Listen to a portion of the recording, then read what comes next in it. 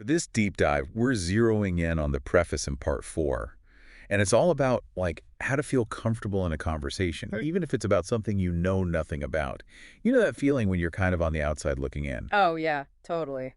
Well, Lowndes is going to give us the tools to break through that and be a part of it. Yeah, and she starts by talking about her own story. She was a teenager and she felt like a total outsider. And the Yeah. thing she knew nothing about, cars. Yeah, I can relate to that. Imagine everyone's talking about, like, horsepower and stuff, and you're just nodding along, like, hoping they don't ask you to check the oil or something. Right. But Lowndes, she actually turned things around. She started reading about cars and boom, things changed for her socially. That's so cool. Just by learning a little bit, she was able to connect with people who shared that interest. I think that's a really powerful idea, right? Yeah. Like, even as adults, when you find out someone loves the same obscure band or has the same weird hobby as you, it's like instant bonding. Absolutely. It's like you're not just making small talk anymore, you're sharing something real. And Lowndes takes us a step further with this really interesting concept called scramble therapy. Scramble therapy. That sounds intense. It's actually pretty simple. It's like a challenge to try something new every month, step outside your comfort zone. It could be anything like going to a lecture on philosophy or taking a pottery class, whatever. So the idea isn't to become an expert overnight, but just to get a taste of something new. Exactly, just to dip your toes in the water. Okay, so I see how that could lead to some interesting conversations. But do you really need to be an expert in everything to connect with people? No, definitely not.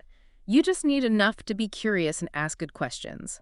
Lance calls it speaking scuba. Speaking scuba. Yeah, she tells this great story about going on a resort dive surrounded by like serious scuba divers. She wasn't certified or anything. Oh, I see where this is going. Right, but instead of feeling intimidated, she just asked some basic questions like, do you prefer wrecks or reefs? Just simple stuff like that. And that worked. Totally. By using the right lingo and showing she was genuinely interested, she was able to hold her own. That's so clever. I love that. So basically, you don't have to be a master diver to have a conversation about diving. It's about showing interest and using what you know to start a conversation. Exactly. And this applies to anything. Like, let's say you're at a party with a bunch of software engineers talking about algorithms. Ugh, sounds like my nightmare. We've all been there. Lowndes actually talks about a similar experience. Being at a party full of database people, she felt totally lost. But the point is, you don't have to be fluent in every profession's jargon to have a good conversation. Okay, that makes me feel better. But how do you actually navigate those situations where everyone's speaking a different language? Lowndes says to have a few good opening questions ready, like a cheat sheet for different professions. So instead of standing there awkwardly, you can actually engage. Exactly. I like that idea. But how do you even find out what those questions are? It's not like there's a guidebook for small talk with every profession. Well, there kind of is. Lowndes gives some specific examples and frameworks for those questions, and the key is to show you're genuinely interested. Right, it's not about faking it, it's about being curious. Exactly. Like, remember the example with Lowndes' friend's wife, Yamika? Oh yeah, the one where she was dreading going to a party full of doctors. Right. Well, her husband just gave her a few simple questions to ask, like, what's your specialty? Or, are you affiliated with a hospital? And that was all it took. Yep, those simple questions plus genuine curiosity made her a hit at the party. Wow, that's such a great example of how a little bit of effort can make such a difference. So you don't need to be a conversational ninja. You just need to be willing to ask questions and listen to the answers. Exactly. It's about building bridges, not walls. And that leads us to another cool technique Lowndes calls bearing their hot button. Okay, bearing their hot button. Now I'm really intrigued. What's that all about? It's all about understanding what the big issues are in a certain field. Like, imagine walking into a room full of architects, and you not only know the difference between Doric and Corinthian columns, but you're also up to date on all the debates about sustainable building materials. So basically, do your homework before walking into a room full of specialists. Exactly. Instead of trying to blend in, you're prepared to engage in a meaningful way. Okay, I get it. But how does knowing about hot button issues actually help you connect with people? Well, it's all about shared attention. When you focus on what someone cares about deeply, you create a connection and trust. You're basically saying, I see you, I understand what's important to you, and I want to learn more. It's like speaking their language, but on a deeper level. Exactly. And that can turn a surface level conversation into something much more genuine. So we've got speaking scuba and bearing their hot button. What other ways can we crack the code of insider language? Is it all just industry jargon? There's more to it than that. Lowndes also talks about specific greetings and insider terms that are important in different communities. They're like a secret handshake, a way to show you're in the know and respect their traditions. Oh, like actors saying break a leg instead of good luck? Exactly, or firefighters saying, see you at the big one. Oh, right. And what about those cultural customs Geraldine completely messed up in Japan? Oh, yeah. The jeans, the business card faux pas, the accidental hug. It was a cultural disaster. It was. And Lowndes uses that story to show how important it is to understand international customs, especially when you're traveling for work or fun. It's a good reminder that what's polite in one culture can be totally offensive in another. So before I book my next trip, I better do my research. Definitely. Knowledge is your passport to smooth sailing, both literally and figuratively. Okay, so we've covered conversational, scuba diving, decoding industry jargon, understanding different cultures. I'm starting to feel like I need a secret decoder ring for every situation. Well, Lowndes has a more practical approach. Expand your horizons through reading. She suggests reading different sections of the newspaper, especially ones you don't usually look at. So instead of just the headlines, I should be checking out the financial section, the sports page, even the obituaries. Think of it as a mental workout, stretching your conversational muscles and learning new words. She even talks about this cruise ship captain who only talked to passengers who used specific nautical terms. So those passengers who knew the lingo got the captain's attention. Mm. So wait, am I supposed to memorize a nautical dictionary before my next cruise? Not exactly. It's more about recognizing the power of language and being open to expanding your vocabulary. Lowndes even suggests reading trade journals. Trade journals. Those super specific magazines most people don't even know exist. Yep. But by checking them out, you can get a deeper understanding of different industries and their language. So it's like becoming a conversational chameleon, adapting to different environments and connecting with people from all walks of life. And Lowndes has this great story about using her knowledge of gardening, which she got from a magazine, to connect with a potential client and eventually win her business. So what you're saying is knowledge is power, and even random bits of information can come in handy when you least expect it. Exactly. It's about being a lifelong learner and always being open to new experiences. So we've talked about conversational scuba diving, industry jargon, and becoming fluent in the language of flowers.